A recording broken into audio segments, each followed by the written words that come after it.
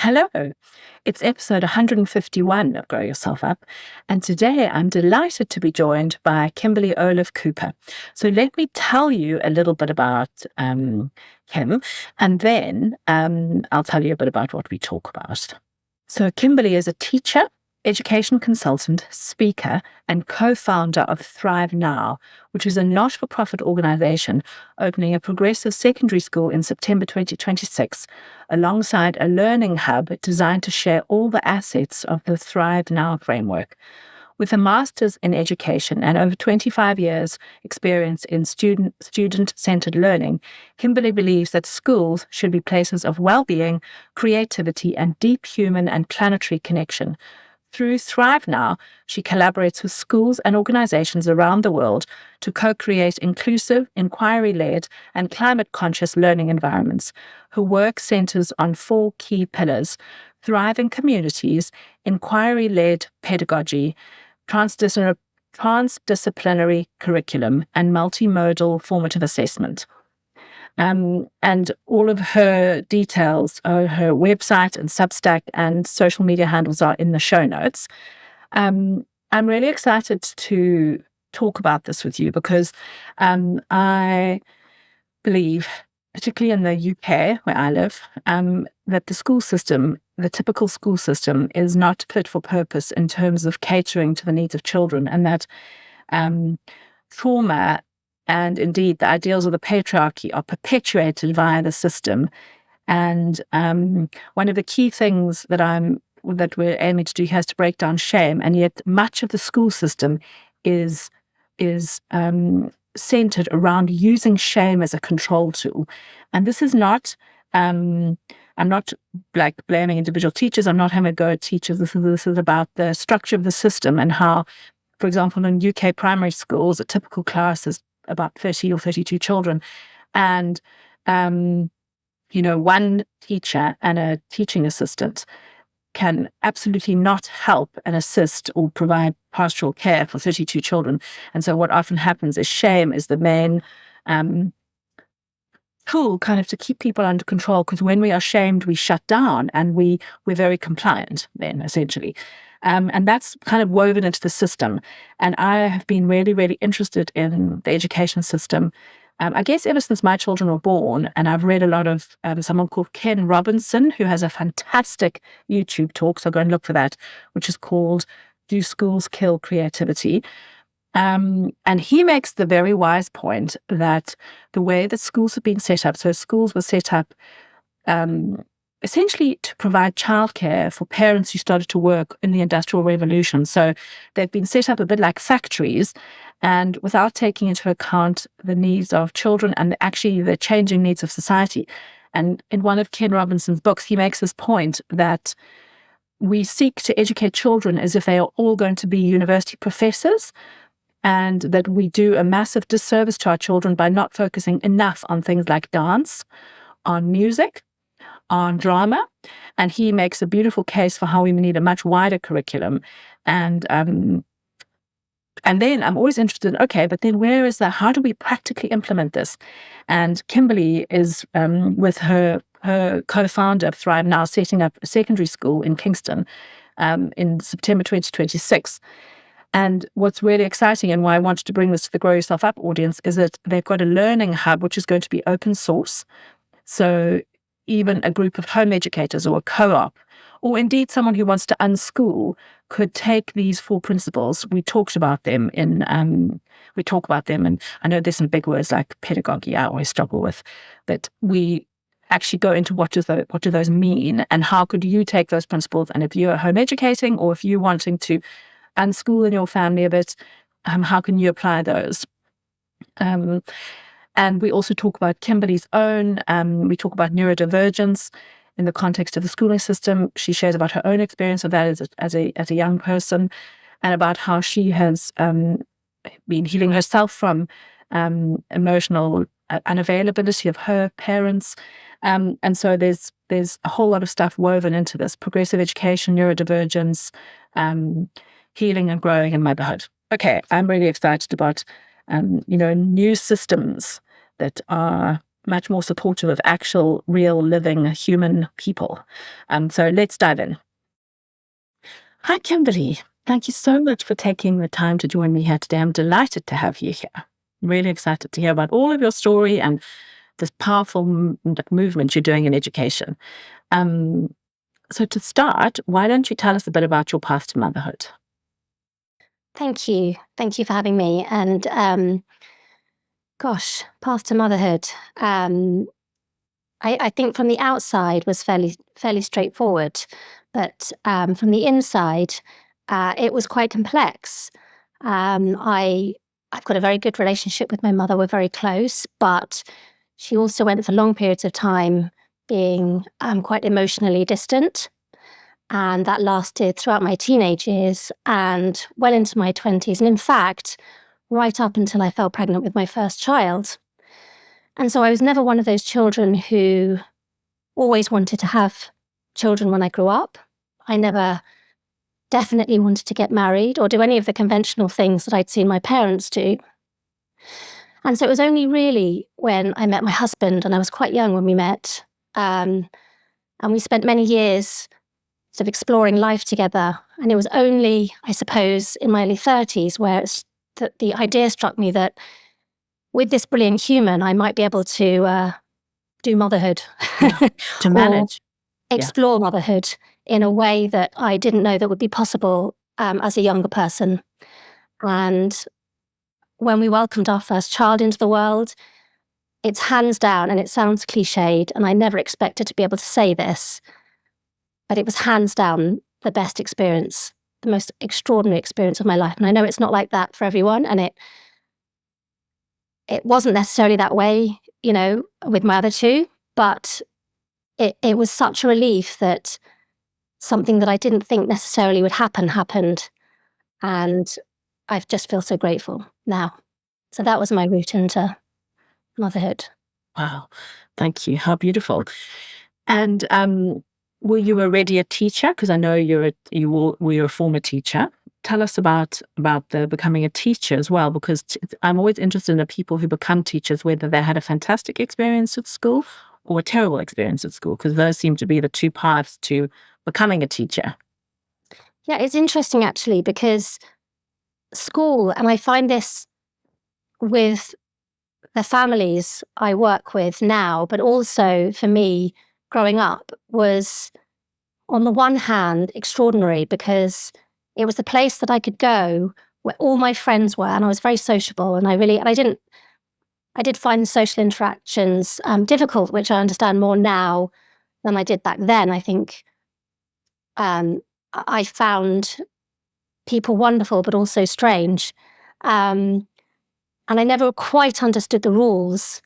I felt like everybody else had been given a book where they understood why they were at school and how to make friends. And I never felt like, probably until adulthood, I really had that book. I really understood how you knew how to be.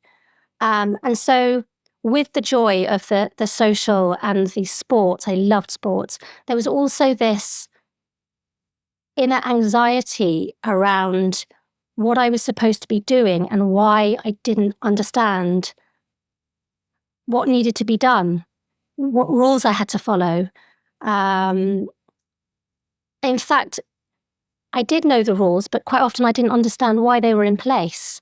And that was even more confusing. And so I actually didn't want to be a teacher to begin with. It was only when some girlfriends who I went to university with became teachers.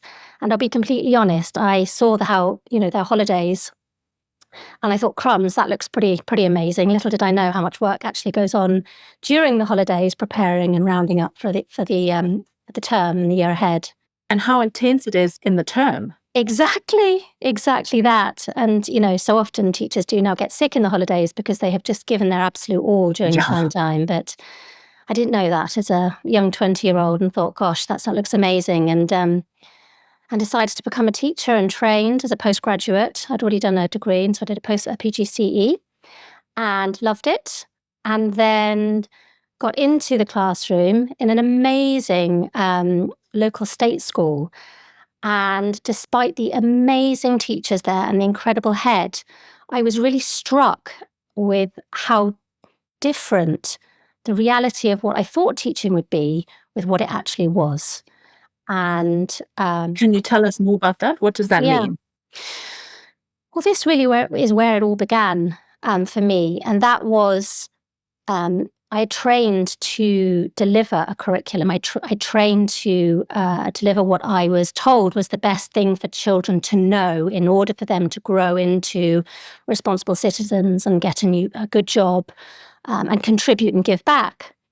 But the reality I found was it was overly bureaucratic in that young people, as we know, their needs are great beyond just their cognitive and intellectual capacities. Yeah. And the speed with which I was being asked or expected to deliver the curriculum in order to meet externally set targets often sat at odds with the children I was teaching's needs and their family needs. And so there immediately became this really confronting situation where parents and children felt rushed to achieve something that quite often they or their young children weren't able to achieve. Yeah. And so I decided to do something about it. I decided to look at what the alternatives were. And that really led into my story, both personal growth and professionally, where we are today with ThriveNow. Okay, I'm dying to hear more about ThriveNow, but I want to pick up on some of the things you said in that. There was so much richness. You said something about you didn't know how to, you didn't know what the rules were or why they were even in place, and how did everyone else know how to be? How come you didn't know how to be? And how do you explain yourself? How do you explain that to yourself? How have you made sense of that experience in adulthood? I think, it was. There are two things, I think. The first thing is I now understand that the system in which teachers have to operate is not flexible. And so I unfortunately were one of the many neurodiverse children, undiagnosed neurodiverse children, that was expected to behave and perform. So you were that child, you mean? I was that child whose expectations, I didn't see the world, I didn't understand the world in the way it was being presented. And I found I was very sensitive to noise. I was highly emotional. I was definitely dysregulated emotionally. And I didn't know, I was just expected to show up, do my exams and behave. And I had all of this stuff going on in my head that I couldn't understand. And I guess I couldn't perform in the way that I was being expected to. So, and then the second thing. And what was the stuff going on in your head? I think it's normal things, but I felt them deeply. So, you think of a typical school day, and what comes to mind for me is you go to school, you have a lesson, you do the work, you go home, you have playtimes, you explore friendships. Sometimes they go well, sometimes they don't, but there's never really an opportunity to really, or the experience at that time for teachers to really delve down into why people were behaving in certain ways. You then go back into your afternoon lessons with all of these feelings of confusion from whatever's happened in playtime. Then you go home, do your homework, and then it all starts up again the next day, regardless of whether you want it to or not. And so this dysregulation grows day in, day out.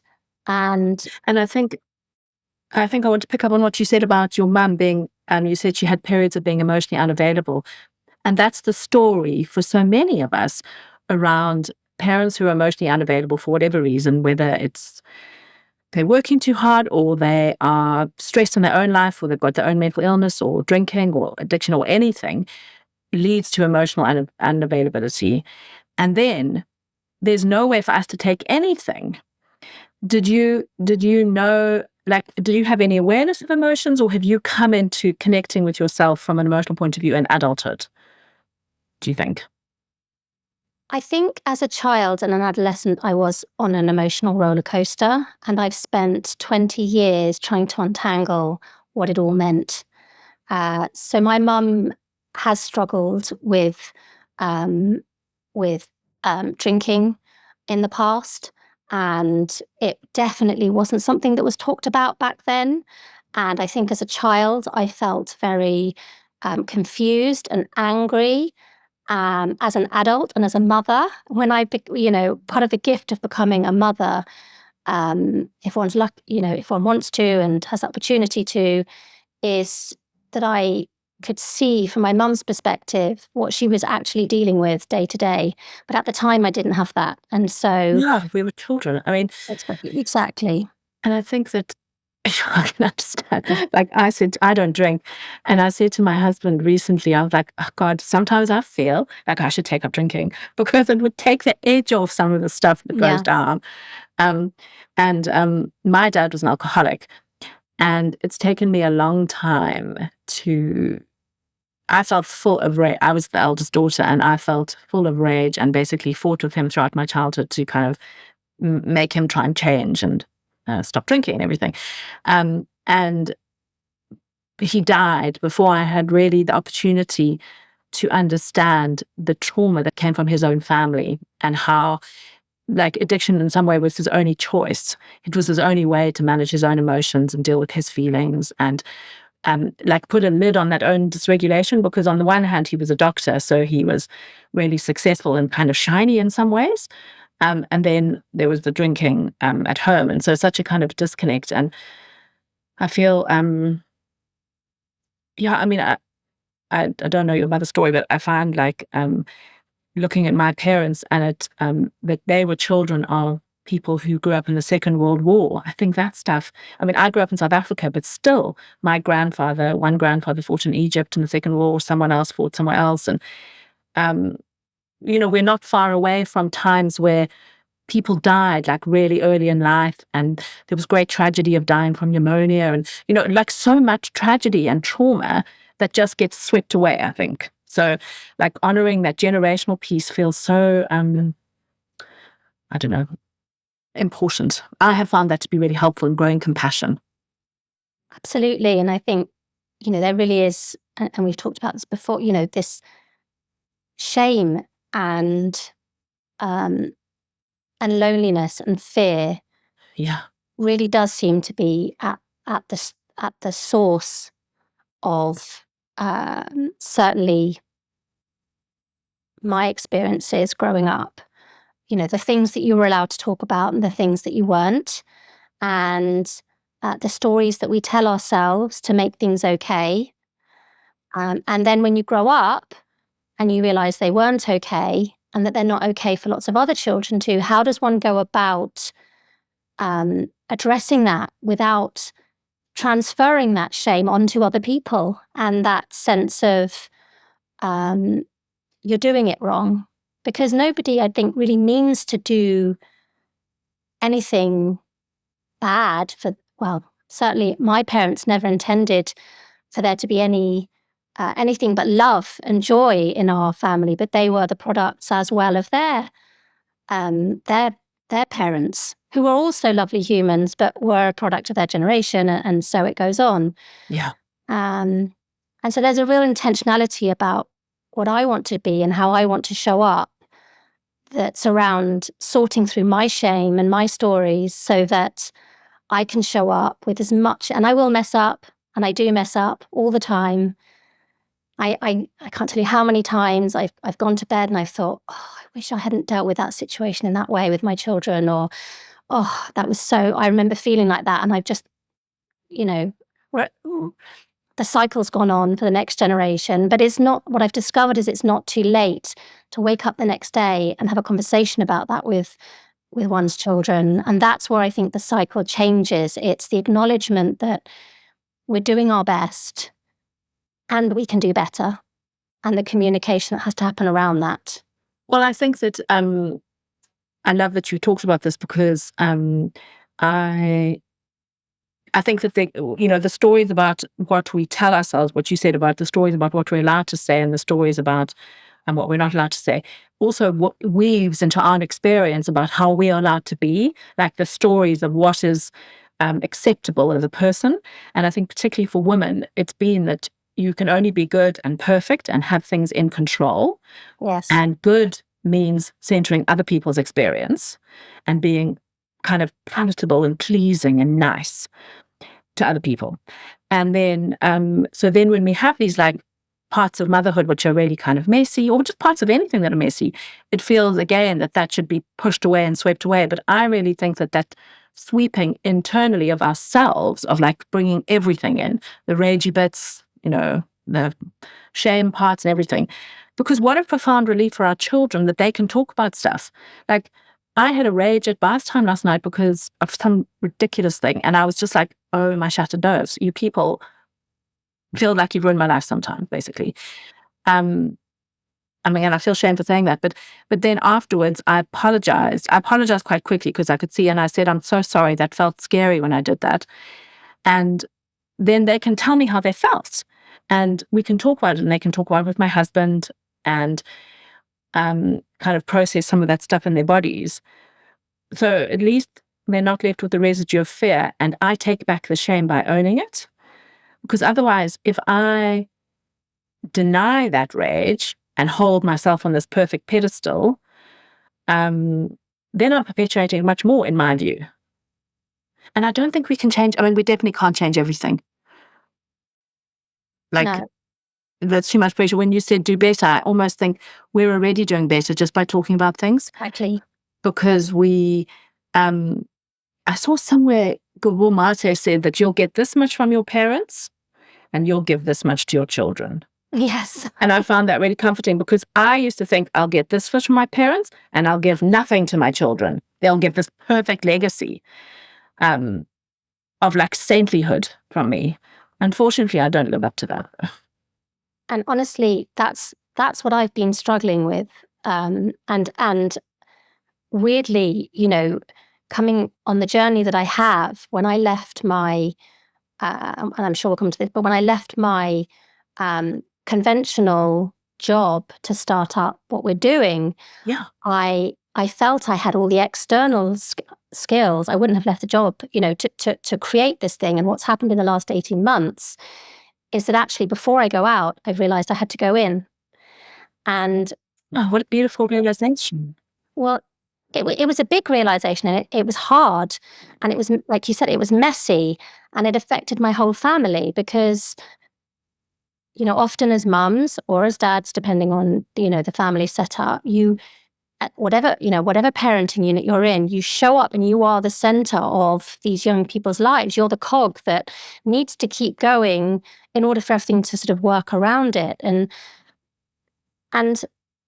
I was feeling a real disconnect between how I was showing up and how I wanted to show up. And that wasn't just professionally for me, that was personally. And so, yeah, it's been a really tough 18 months in ways that I didn't realize because of that internal exploration. And my goodness, what a privilege to be able to do that.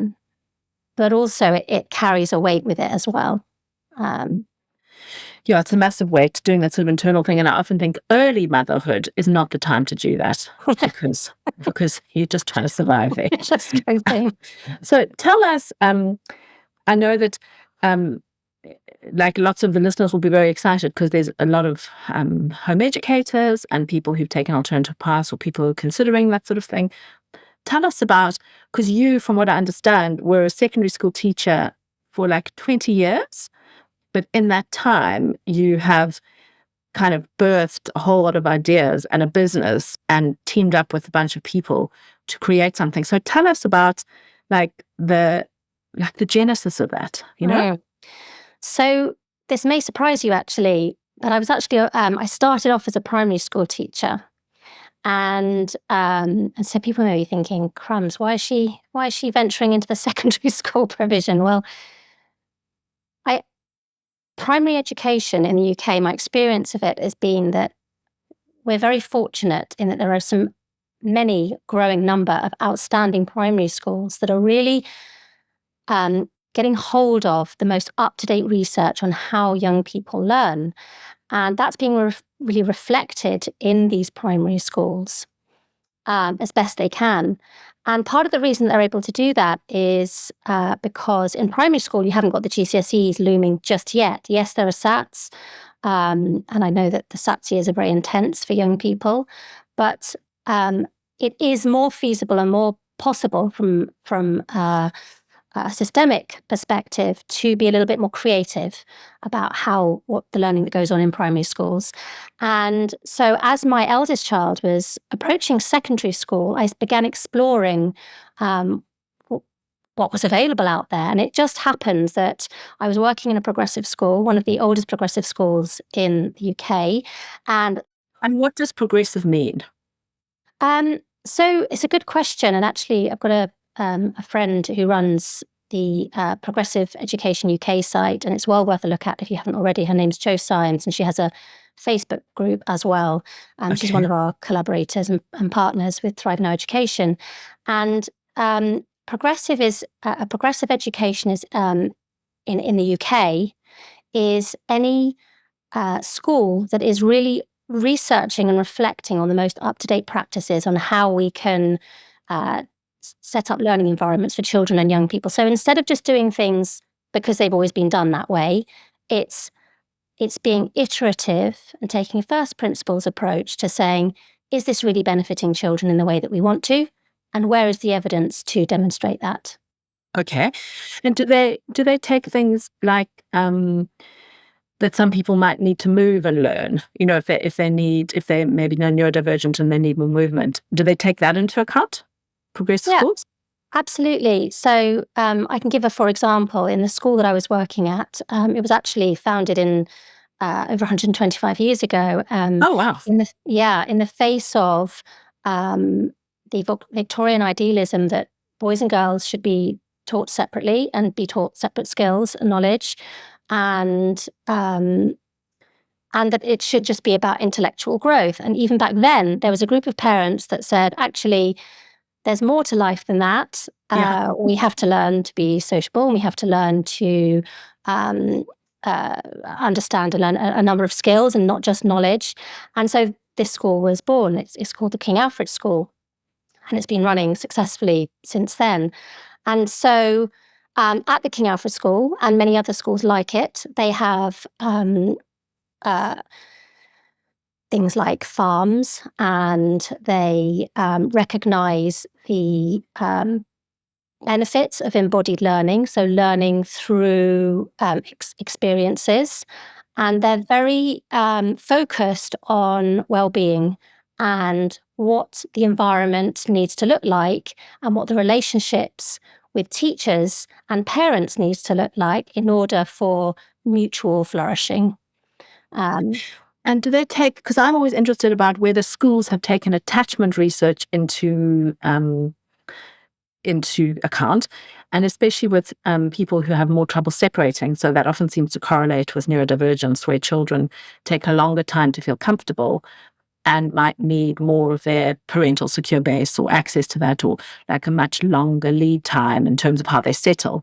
Does that get taken into account in any schools, really? I mean, I know some schools allow that to happen if they're kind of sensitive to that, but I always wish schools would take that into account more. I think it's unusual. I think there are schools out there, but I do think it's unusual. And it comes back to this approach or idea that things are just done this way, and it's always been done this way, and it's always worked in inverted commas. But there's a real danger to that, because even for young people who appear to be settling in, and everyone will have heard the classic, oh, they're fine when you're gone, approach. And sometimes they are.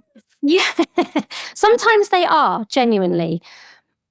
But sometimes they're masking. Yes. And sometimes they're not. They're just not okay. And I think this, again, comes back to feelings of shame, because it's from an educator's perspective or a teacher's perspective, there's, we're also humans as teachers, and we also feel feelings, we should be able to settle this child, and we should be able to, but the reality of a classroom is you've got 25, 30 other young people who, half of whom, 3/4, however many, might also be having these emotional dysregulated experiences. And so the question becomes, how do we tend to all of them? Or do we just create a system whereby we just get everyone in, we calm everyone down in inverted commas, and then work out what to do next? And no teacher does it deliberately. No teacher. No, exactly. And I'm not trying to have a go at teachers. I think that it's really important that even what you just said of the teacher thinking, why can't I calm this child down? Because it's actually nothing to do with the teacher. It's more about the attachment bond with the parent and needing more time to settle and just various different things. And what you said about, do we just get them in? And then what they do, it seems, from what I can observe, is they just double down on the shame. Because when we're shamed, then we all just shut down and we become very compliant, Yes. And that's what I find devastating about the school system. Like, devastating. It Anyway, is. that's my little diversion. No, it's exactly that. And when you think about it, it's completely irrational. When one steps aside, reflects back on it, and this is where we are, so the reason that we're putting so much effort into what we're doing is because when you think about it, you can't really not do anything about it. Like, when you really think about it, because really what we're saying is that we've got a time schedule to keep and we've got a number of young people to organise. So what's the most efficient way of doing that?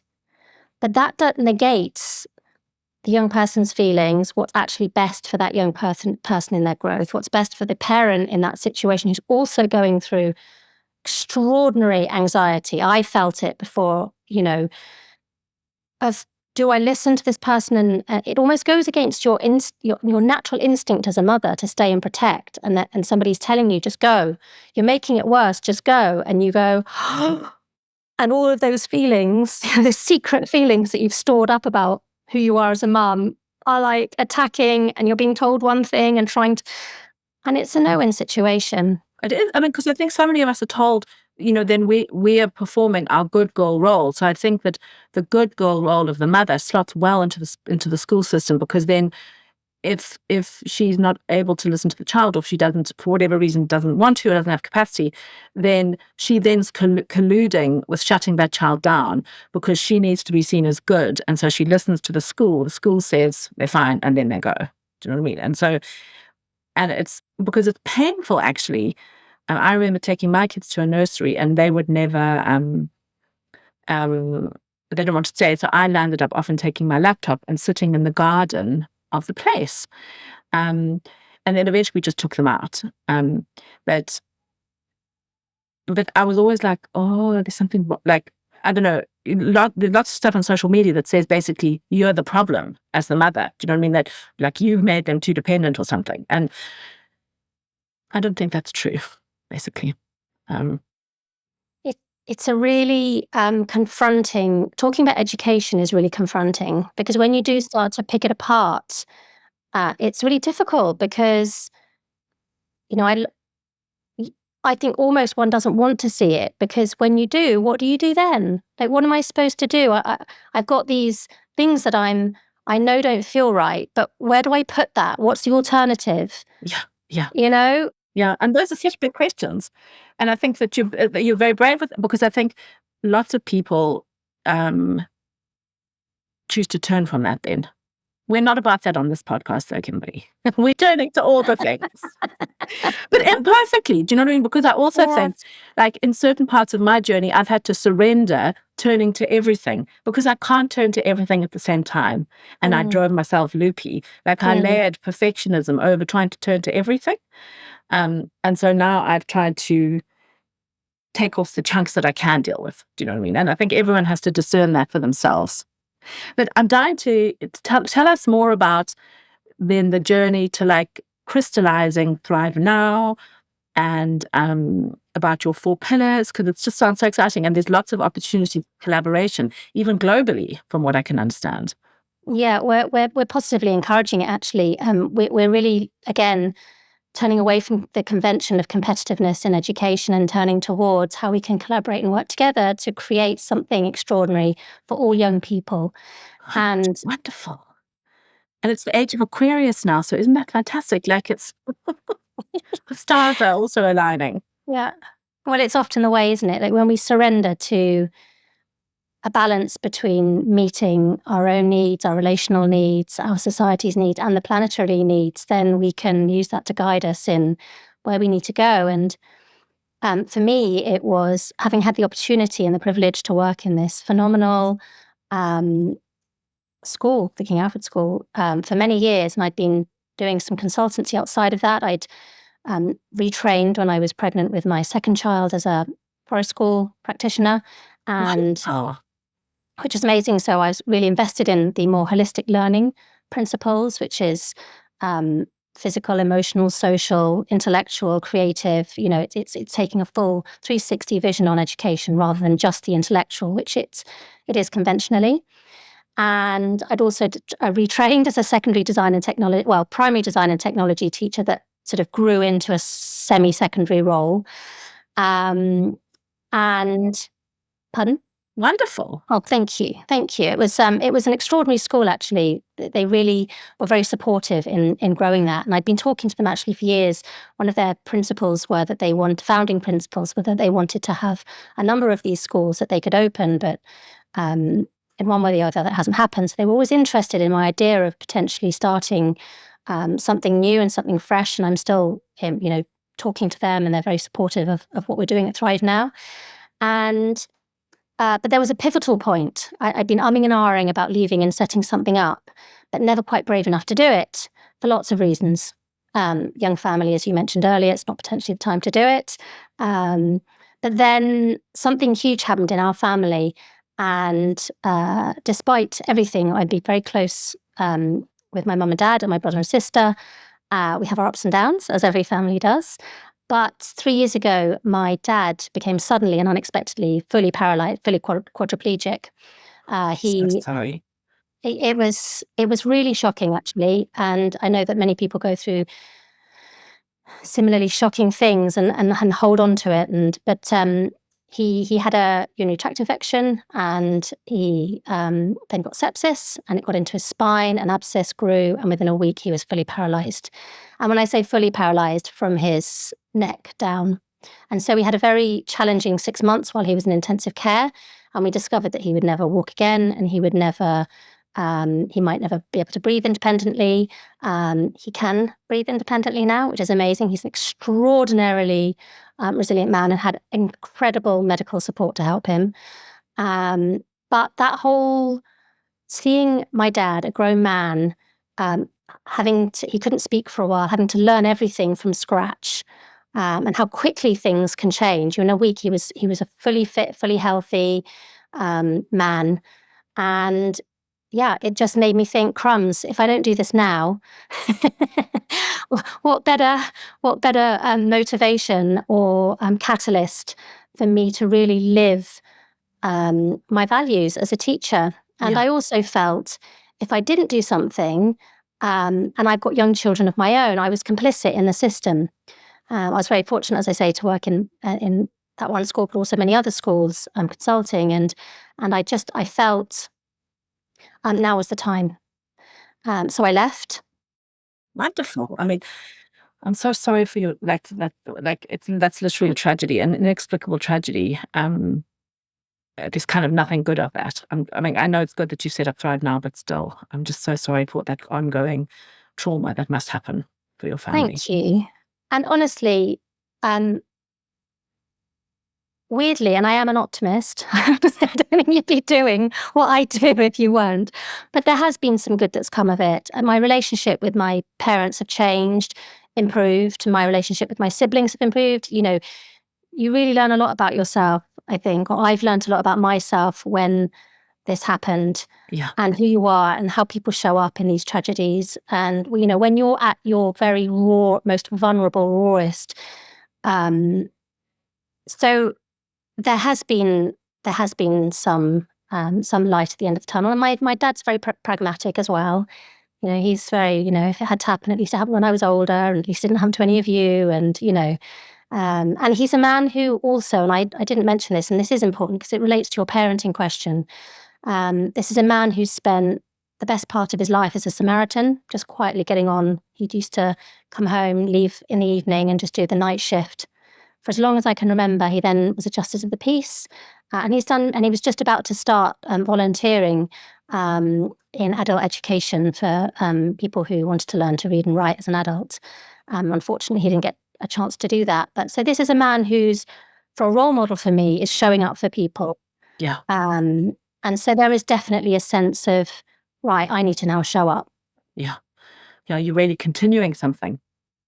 Hopefully. Yes, I am. Yeah, you are.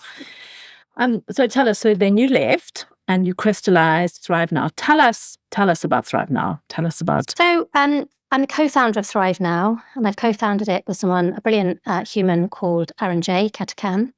And he has got the kind of experience with startups and with financial inclusion that meant I wasn't just coming at this from an education perspective. We were also coming at it from a human and systemic perspective. So as a teacher, there was a lot that I didn't know about business. Yes, I ran a small business, but it wasn't even in the same league as what we're doing now. And so together... What is financial inclusion? Can I just ask? Can you explain that to us? So it's looking at financial systems and working out ways that people who don't normally have access to banking, for example, can get access to it. So it's looking at the sort of broader spectrum of how the financial system operates and making it more inclusive. Okay, so you're applying those principles to education to make ThriveNow accessible as possible. Exactly that. And that, that's really benefited me enormously. And, I think this is where this partnership became really, really fruitful. But more than that, he became a coach as well. He's done a lot of coaching himself. He's not an official coach, but he's done a lot of coaching. And all the things you were talking about earlier in terms of my own insecurities as a mom and as a human, and can I do this? And things around privilege, as well, I've had to address, or I am addressing. He's really helped me to work through those. And that's been a brilliant part of the journey. And so... Yeah, and it's so interesting. Can we just touch... I think that's such an interesting point about privilege, because I have a lot of privilege in my life, and I... at some points I've got into shame about that, looping around that. And what I really realized is if I'm in shame about that, I'm not kind of utilizing it. I'm just keeping myself in a place of being in shame and somehow not actually transmuting the privilege or using the privilege. And actually one of the ways that I try and use my privilege is by doing this podcast, because I don't make any money of this. I pay for it to be edited and everything. And that helps me kind of think I'm trying to use some of this privilege to share knowledge, if you know what I mean. And obviously it's always imperfect, but it's like how can we shift things from a place of actually using what we have instead of collapsing into shame about it? It's 100% that, Cath. That's where I was at, and I've been very privileged as well from a financial perspective. I don't think I need to speak into that any more than you already have, because similarly, but one has a choice, and exactly what you say, and the choice, if we're being conscious about it, is what is my purpose, and on whatever, wherever you're at, what is my purpose, what are my values, how do I want my life to feel, and what position am I in to make that difference. And beyond that, if one is in a position to make those choices, which is also a privilege, then you can do one of two things. You can either do it or not. And I guess you've chosen to do it, and I've chosen to do it, and there'll be many, many other people that have chosen to do it, and there'll be many of the people who are on the cusp of choosing to do it, but it isn't quite right. And this decision to do what I did was taken, after I'd had many conversations with my husband and my family, because the impact of my decision I knew would impact them and our lifestyle and, all of those things. So I was very lucky to be very supported by my husband and my family to do this. I think sometimes my parents don't fully understand it because it is a generational thing, and but they're still in support. And I'm very grateful for that. So tell us. So Arunja's brought these things around financial inclusion, and it Sure. sounds like you've really been a good skills match. Tell us about, because you've got 4 really amazing principles. Tell us how you organize that, and then tell us more about the open source nature of it. So I was working in this independent school that I mentioned earlier for many years, and I felt extraordinarily proud and privileged to work there. But there was always a niggle at the back of my mind because it was an independent school. My constant question was, why don't all children get to access a wellbeing focused and relevant education? Never mind the fields and the DT department, but I'm just talking about the core principles of what does an outstanding, in inverted commas, education look like, and is it possible to create that with the same per student cost as the mainstream allocates, without EHCPs. I can talk a little bit about EHCPs later if it feels right. And so I started condensing or boiling down regardless of whether you are one is a home educator or into self-directed learning or into conventional ways of more sort of intellectual and cognitive and sitting down, and what are the core principles of a good education or a thriving education? And it seemed to come down to these 4 things. I've done a master's in education, so this is where I kind of really condensed and worked through these things.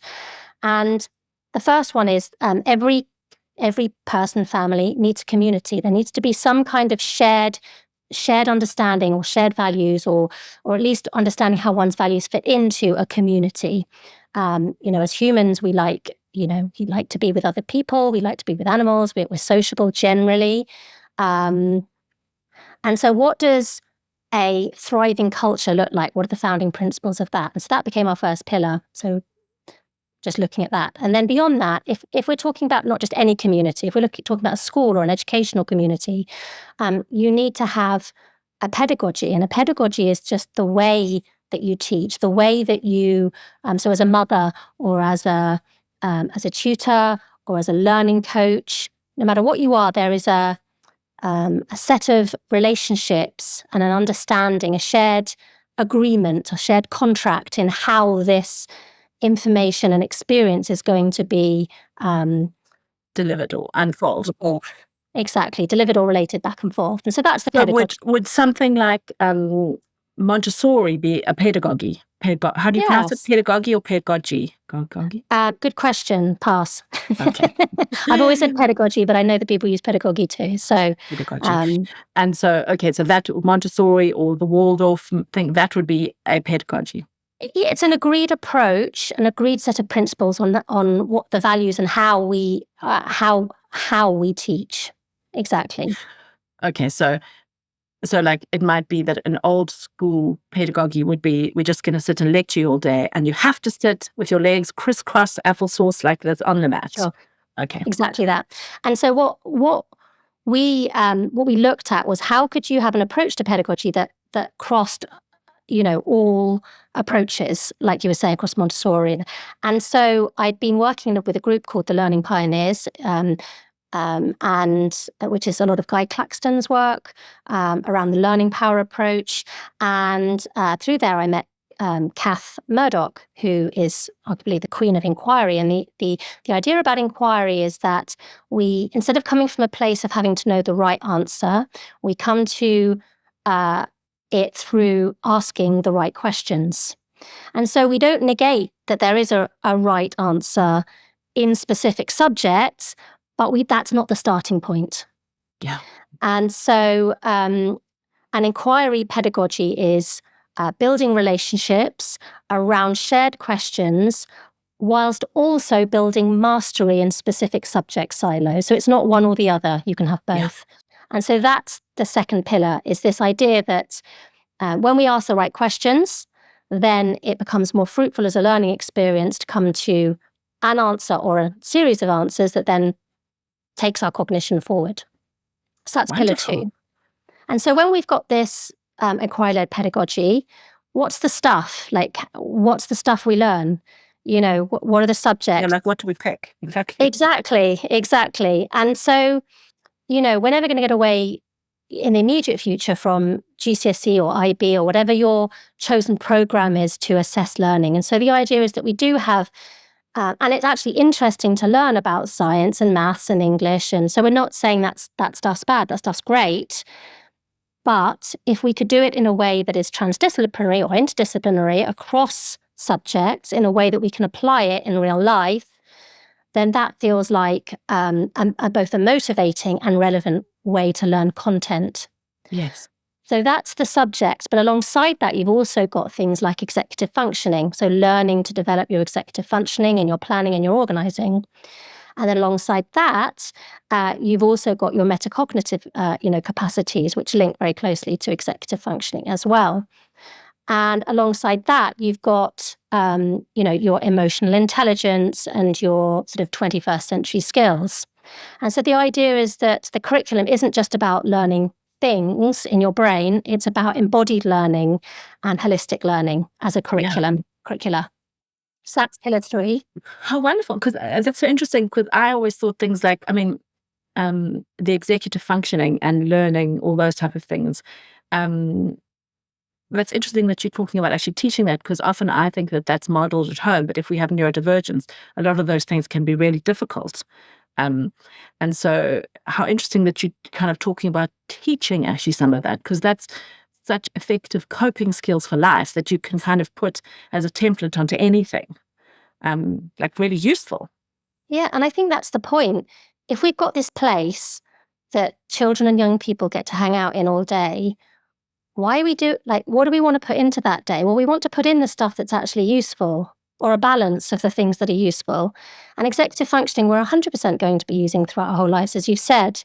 And that can be taught both explicitly and implicitly. And so it is about the role modeling and showing up in that way. But also we can, for example, if we're looking at what's important to learn in the world, asking the young people, what do you think?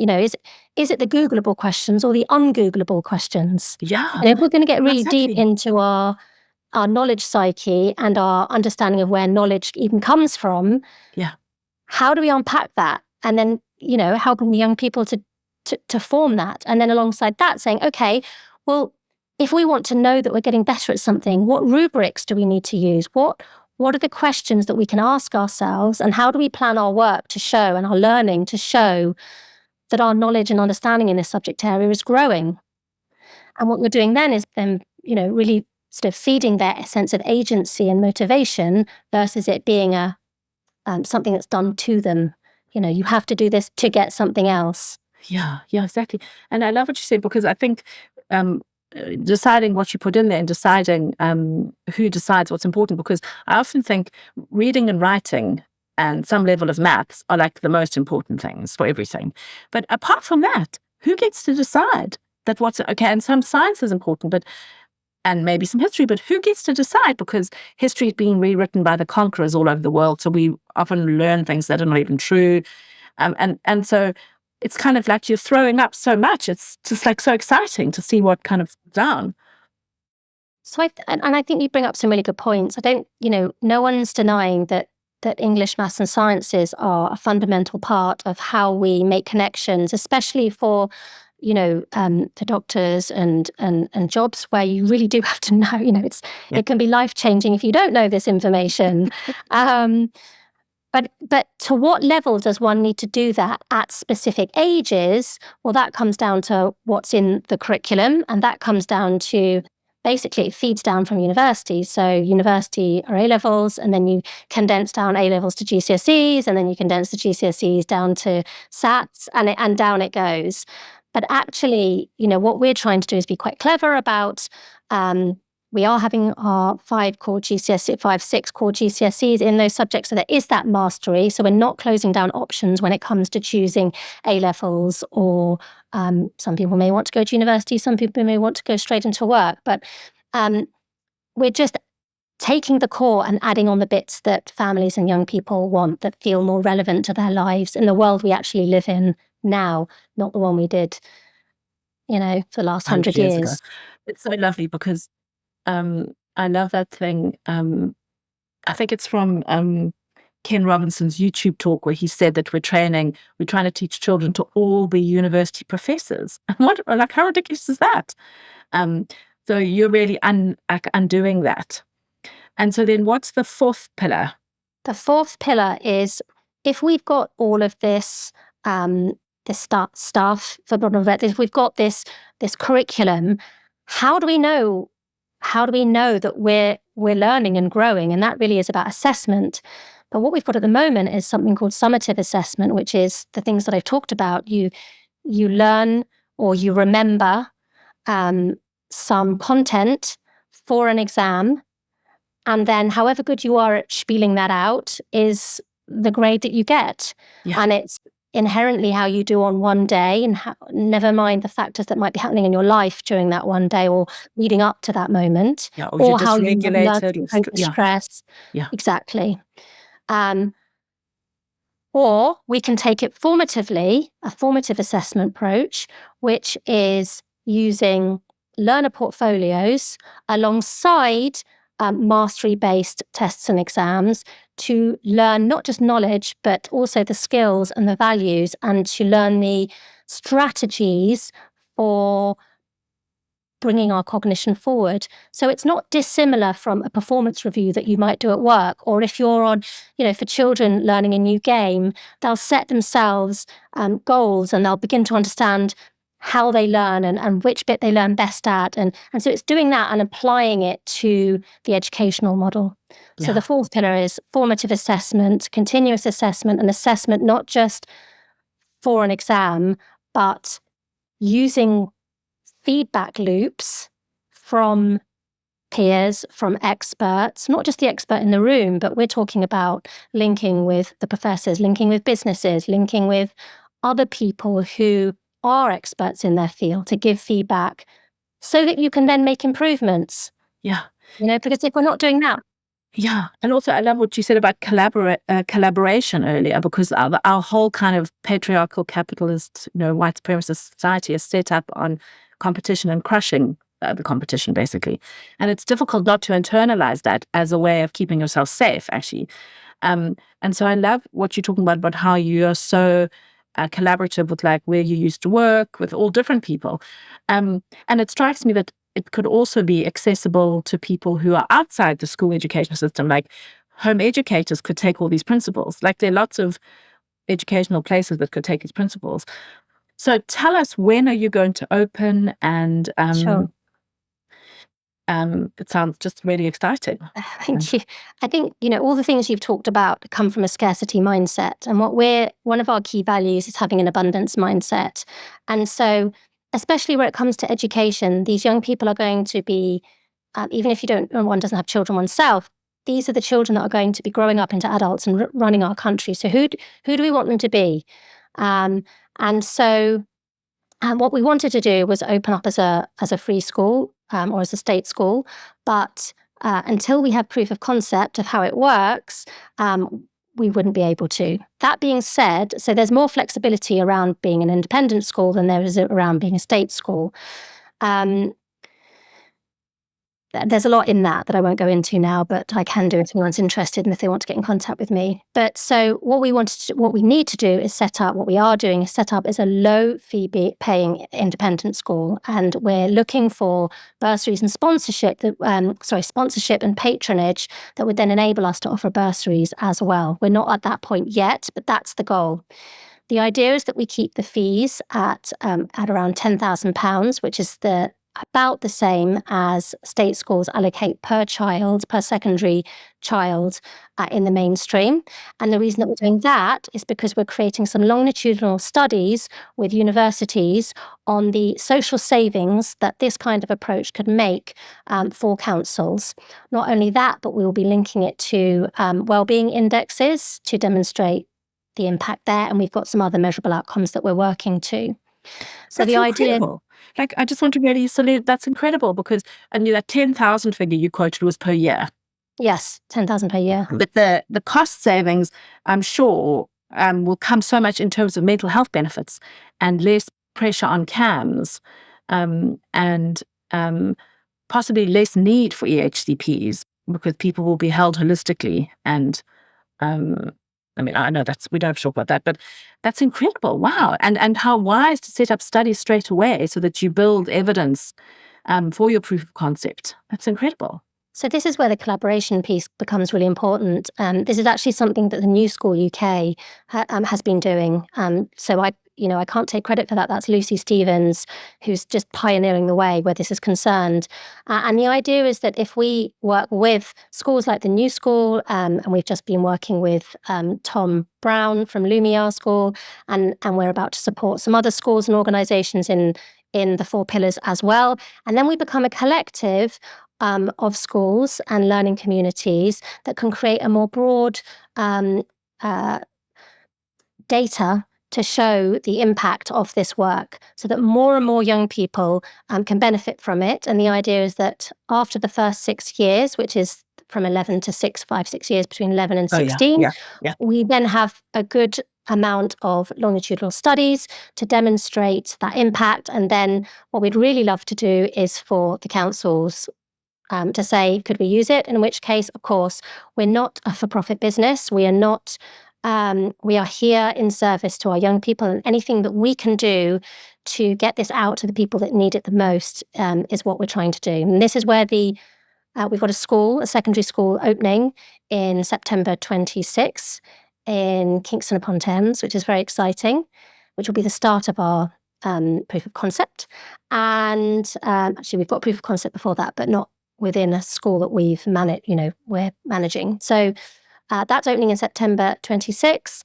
And then alongside that, we are running ThriveNow Learning Hub, which is sharing, open sourcing 4 pillars approach. And we've got a small collective of schools who are also planning to open between 2026 and 2028, who we're collaborating with to build up resources that they can use, curricula, pedagogical approaches. We're working with a group to develop some AI-linked bits and bobs. So it's this really exciting space where we can open source, we can share all the work that we're doing without a financial barrier to entry. And then people can use the platform as they want. So much generosity inherent in that. These are our children. These are all, anyone who loves someone who's young and sees their innocence and knows how deserving they are of the very best that we can give them, the very best, and if we can show up in a way that helps other people, that's the core of being human, of that connection, of that. And as I say, that when I saw what my dad's been through and how that really wiped the slate, you can have all the money in the world or you can have all the success in the world, but at the end of the day, we get one life and if we can show up in that life and do something for people and with people and for ourselves, I say I'm worse at doing it for myself, but for people and with people, then that's the world I want to live in. And you're creating it. Yeah. We're living the world we want to see. And it's not always easy, but it's definitely... There's nothing easy about it. No, that's not right. I just really love this beautiful story.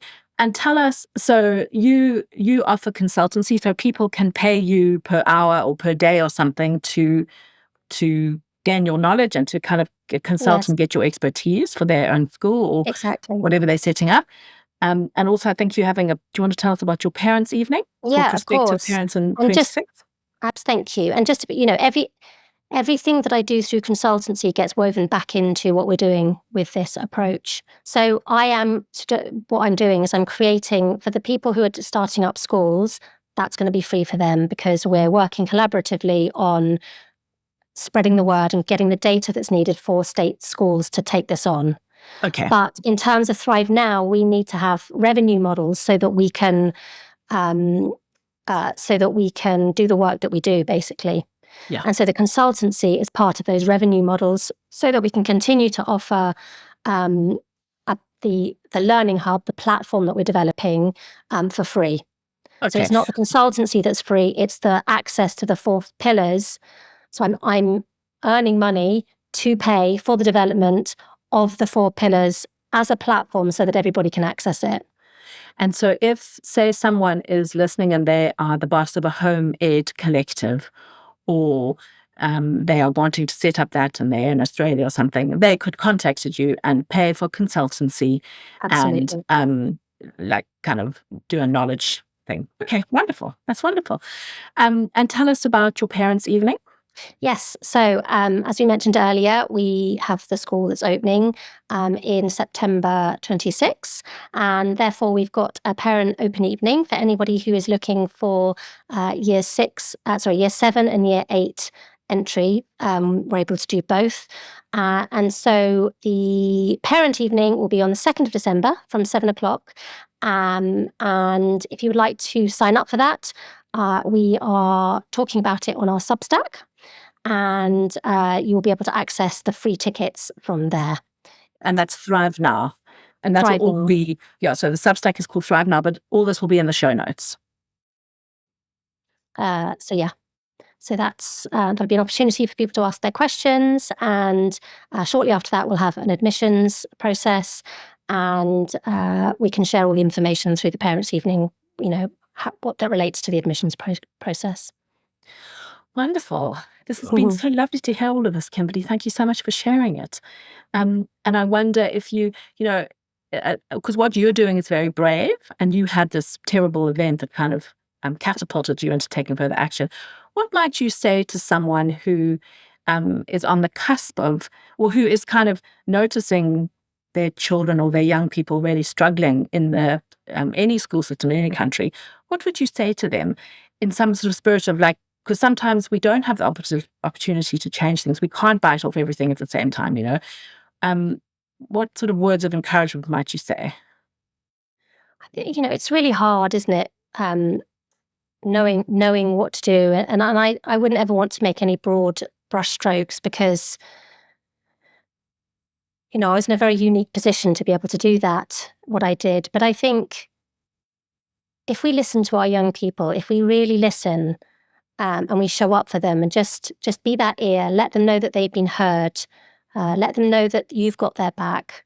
That for me is really, that relational piece is really the core of everything. We can't always fix everything, and nor should we. No, exactly. Yeah.